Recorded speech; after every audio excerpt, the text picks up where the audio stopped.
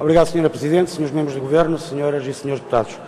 Quando nós discutimos as prioridades da Presidência do Conselho da União Europeia, a primeira reflexão que, do ponto de vista dos Verdes, interessa ponderar é saber quem deverão ser os destinatários das políticas europeias. Porque, apesar de não ter sido esse o caminho prosseguido até aqui, a grande preocupação dos decisores europeus terá de passar a ser a procura de caminhos para melhorar a vida dos povos europeus. Procurar, através das suas políticas, a justiça social e o desenvolvimento sustentável. Isto é, os povos europeus têm de passar a constituir o centro das preocupações da Europa.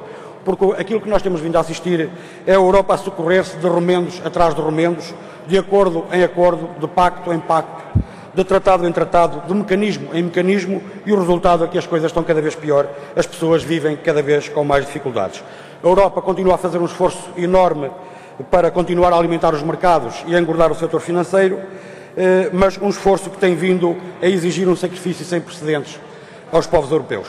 E, portanto, na perspectiva dos Verdes, a Europa tem de começar a olhar para as pessoas, tem de assumir o crescimento e o emprego como as suas prioridades, tem de incluir a solidariedade e a coesão social no seu vocabulário, tem de rever o papel do Banco Central Europeu e tem de estancar esta onda de transferência de soberania dos Estados-membros, porque a democracia tem de continuar a ser uma premissa fundamental no que diz respeito à construção da União Europeia.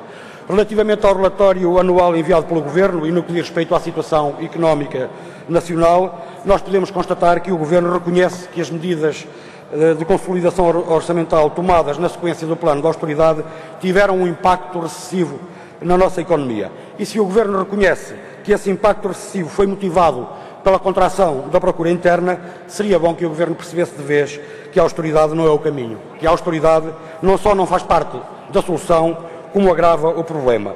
Depois podemos também ler no relatório que no mercado de trabalho se manteve a tendência de degradação que se vinha a verificar nos anos anteriores. E mais à frente ainda se diz que o INE procedeu a uma alteração metodológica nos inquéritos trimestrais ao emprego que impossibilitam uma comparação direta com os dados recolhidos anteriormente. E aqui nós temos que louvar o esforço do Governo para não comparar os dados. E se o Governo não o diz, dizemos nós. Ao nível do desemprego, a tendência não só se manteve, como se agravou substancialmente, remetendo o desemprego para números históricos. Depois, dizer-se que a taxa de desemprego se situou nos 12,3%, com aproximadamente 685 mil desempregados, é faltar à verdade. Exigia-se, no mínimo, que pelo menos o Governo dissesse que esse era o número dos desempregados inscritos. Mas como o Governo não o diz no relatório, nós dizemos. Os números referidos no relatório relativamente ao desemprego referem-se aos desempregados inscritos.